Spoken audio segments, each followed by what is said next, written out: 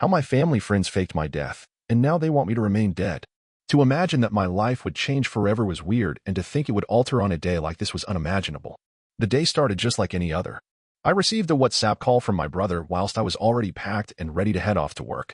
The call seemed important, a lot more serious than usual, so I set my coffee mug to the side for later. It was Jack, my brother, and the way he spoke petrified me as he seemed panicked and anxious, saying things like, "You need to get out of there now." "Jack, what's going on?" I questioned, and he continued by telling me that there was no time to explain.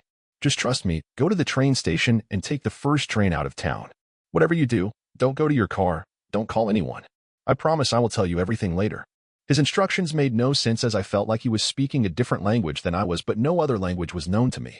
Fear was clenching at my stomach, and there was no way I could shake that off using any means possible. Jack was the one brother I always relied on to be calm and to speak in a placid manner, so I always panicked a lot less due to how I thought he would handle the entire situation. However, the tone in which Jack was speaking to me left me overwhelmed with a shiver running down my spine. For no reason at all, I decided my judgment was not to be trusted, so after grabbing the bag that was initially ready to be taken to work instead, I dashed through the door. To imagine my heart was pounding was an understatement.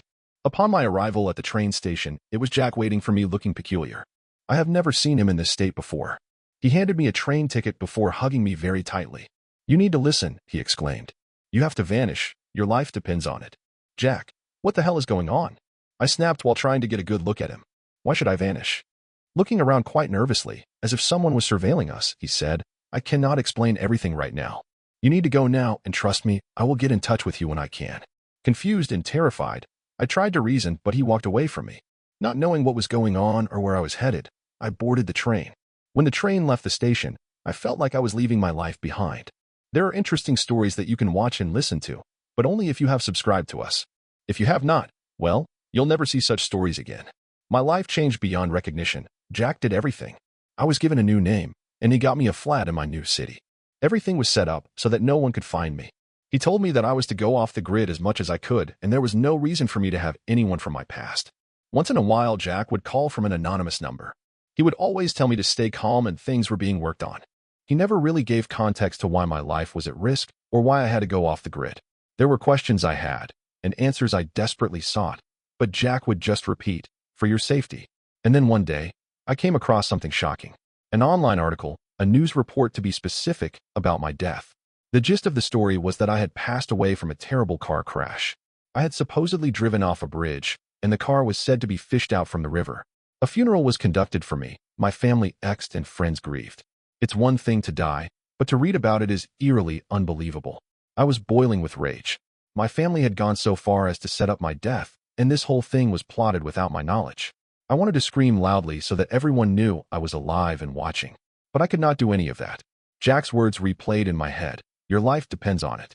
Jack came to see me after a couple of months, and I was not letting him leave without him giving me some proper answers. "Why did you do this?" I shouted at the top of my lungs, allowing every ounce of anger and confusion I had to flow out.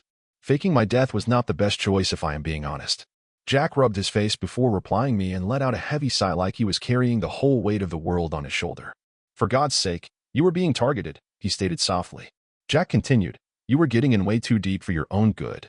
Dangerous people were aware." I tried to think deeply since my head was spinning over Jack's claims, but then it made sense. I had single-handedly tried to uncover corruption of a huge corporation which had worldwide recognition. The gravity of it all was hair-raising. "Are you saying you mean the investigation?" I counter-questioned Jack, feeling confused. He nodded. "You were supposedly getting too close to the truth. We knew they'd come after you. The only way to keep you safe was to make them believe you had died." In my disbelief, I was shocked to learn that they had planned on executing me. It is hard for me to fathom the lengths this individual prepared in order to let me live, especially after everything I researched. Living like a ghost while being disconnected from everything and everyone I cared for is a truly horrifying notion. "Why didn't you tell me?" I questioned, anger and betrayal roaring within me. "What gave you, or anyone for that matter, the authority to make this decision for me?" "Because you would have fought us," Jack said, his eyes full of sorrow. "You would have continued searching for the truth, and they would have killed you. This was the only way I had to try and keep you safe." "Then this is for your own good," I said with nausea. "So what now?" I asked bitterly. "Do I just stay dead forever?" Jack contemplated, and that's when I started understanding. He hadn't come just to tell me that I could go back. He had come to ensure that I remained hidden. Along with, they still have eyes everywhere. If they find out you're still alive, it's not safe for you to return, Jack said slowly. So that's it. I interrupted him, raising my voice to emphasize my disbelief. I have to sacrifice my life, my friends, and my future, all for some shadowy threat? That is no life to live. It's the only life you have, Jack said while his voice trembled. I'm sorry, but it is the truth.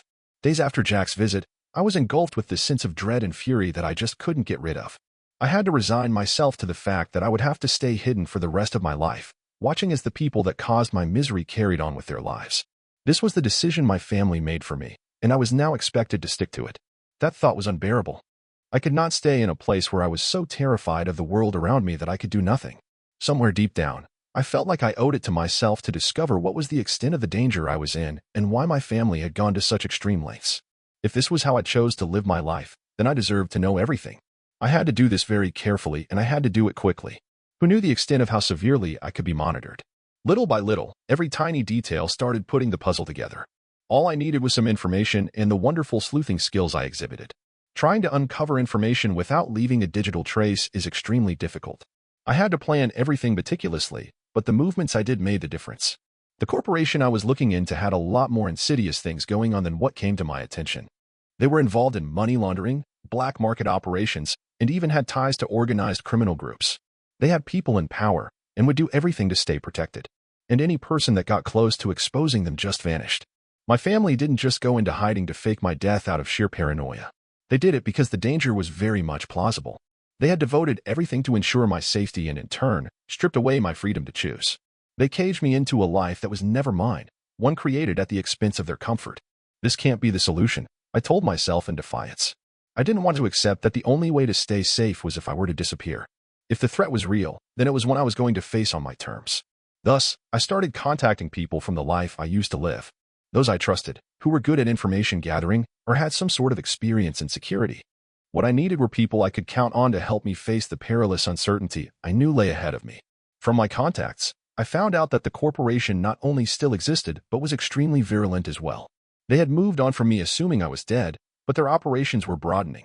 Not only had I uncovered them, they were wrapped up in things far worse. This fact made me all the more resolute. My family was justified in being concerned for my safety, but they were delusional if they thought I could turn a blind eye to the atrocities these people were committing and simply live in peace. I made the decision that it was time to confront my family. They had to know that I was fed up of hiding. If my death was indeed faked as a protective measure, then they had to get it through their heads that I couldn't remain in a concealed state forever. They seemed shocked when their son shows up without notice. My mother burst into tears and grabbed me tightly, as though afraid I would vanish again. My father stood there pale and trembling. It seems they were under the impression that I would abide by their decision to accept my so-called death. Why are you here? It's not safe. My father asked, clearly frightened and struggling to keep his voice calm. Explain, please. I know why you did what you did, but this is my life, I responded firmly. I have to make my own choices. I have to fight back. My mother disagreed, shaking her head with a quivering, emotionless face. They'll find you. They'll kill you. Maybe, I said quietly. But why are they so dangerous? If it's like the way I think, then they need to be stopped. Not too long after, Jack arrived, having been told by my parents. He commandingly said, "You are making a mistake," while staring at me with disappointment. "You need to understand how powerful they really are." "Then help me," I tried, bringing forth my point. "You have been in the shadows ever since trying to protect me. I need your help, but not them because they are the ones who need to be brought down." I knew I wasn't going to see eye to eye with them, but what enraged them was the fact that I was determined not to budge. I am fed up with these people hiding behind the curtains, ready to pull the strings to control my life while keeping their identity secret. Should they decide to pursue me, they were going to be exposed for all of the horrendous actions they committed. We started the process of collecting intel with Jack's assistance. We contacted journalists, law enforcement officials, and whistleblowers willing to risk their services to uncover the deeply embedded corruption within the company. This was a risky endeavor that put everyone in the crosshairs, but for the first time in what felt like an eternity, I felt alive. I was taking the reins of my life, bit by bit. The corporation was not going to fall without a fight. There were threats, close calls, and a constant feeling that they would attempt to crush us like the bugs we were. Nonetheless, the more we fought, the more cracks began to show. People within the organization started turning against each other, feverishly fighting for self-preservation against the crimes that they were forced to accept responsibility for. In the end, the truth emerged in all its grotesque glory.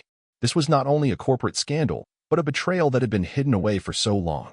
The media clung to every morsel, every piece of information available, and all their calculations and analysis screamed in unison. This corporation had committed unimaginable atrocities, exhibits of which were visible on their walls.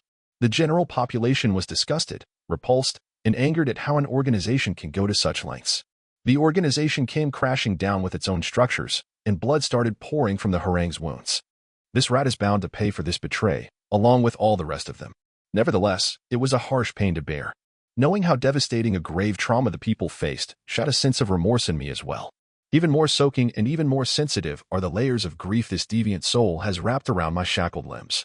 From the fight, I emerged undefeated, whipping the fears that once bound me like a ghost. As a gesture of goodwill, my family who made the decision to detach themselves from the demon resources and bear the grueling scorn simply stood there, supporting my decision to resist. Gradually, I found my version of life snoozing at the end of the tunnel, waiting for me to rouse it. And as I walk, the shadows approach me with hate, reminiscence of the pain I buried along. I am no longer a figure entwined in someone else's pain, in someone else's game. Rather, I am the victim cradling the liking who decided to smother themselves in the light, trapping the devil I transcend into a nightmare. Now, the world understood what had been done in secrecy, and although the conflict still raged on, I was prepared to put up a fight. The truth was, I was very much alive. I was far from dead, and I was determined to remain in this world.